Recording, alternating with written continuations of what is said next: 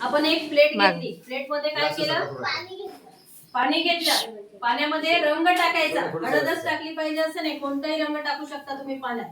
आपल्याला कशासाठी पाहायचं, जर पांढरं पाणी याच्यात चढलं तर आपल्याला दिसेल का, पांढरा ग्लास पण पांढरा आणि पाणी पण पांढरं दिसेल का आपल्याला वर चढलेलं नाही, म्हणून आपण ते कलरचं पाणी केलं. तुम्ही कोणताही कलर घेऊ शकता.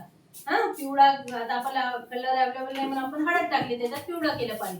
तुम्ही लाल, हिरवं कोणत्याही कलरचं करू शकता. आता मी काय करते, आपल्याला हवा आहे म्हणून दिसते का या ग्लासात, दिसत आहे का कोणाला नाही, पण पहा ताई मी हा ग्लास या मेणबत्तीवर उघडा ठेवला. आता थोड्या वेळ मेणबत्ती चालू आहे. का चालू आहे, कारण त्याच्यात हवा होती. पहा हवा जशी संपली तसं काय झालं का, मेणबत्ती विझली आणि हा पाण्याची हा ग्लासाच्या आतमध्ये पाणी घुसलं. आता हे आपल्याला कसं दिसेल, आता हा ग्लास जर आपण उचलला,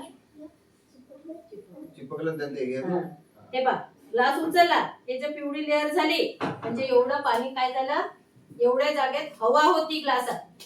जेव्हा ती मेणबत्तीने हवा ओढून घेतली, ऑक्सिजन वापरला ज्वलनासाठी, तेव्हा ती जागा खाली झाली आणि मग खालचं पाणी काय झालं, ग्लासात वर आलं. हे पिवळी जी लेअर दिसते, एवढ्या लेअर पर्यंत ते पाणी वर चढलं. समजलं तुम्हाला प्रयोग? याच्यावरून दोन गोष्टी सिद्ध होतात की ज्वलनाला ऑक्सिजनची गरज असते आणि बघा आता आपण पाण्यात म्हणजे त्यांना पाण्यामधून काय आलं की या ग्लासामध्ये ऑक्सिजनला आतमध्ये येत आलं का नाही, पण आता इथं किती सेकंदात आपली मेणबत्ती विझली, 2-3 सेकंदात जास्तीत जास्त आहे ना. आता इथं बघा, आता इथं काय माहिती आहे का, आता इथं बघा, आता इथं थोडासा वेळ लागेल, विझल पण वेळ लागेल. आता इथे पाणी नव्हतं, पाणी वर चढलं का नाही, तेव्हा ऑक्सिजन घेण्याचा प्रयत्न करा. काय ऑक्सिजन घेण्याचा प्रयत्न करा, आला लक्षात.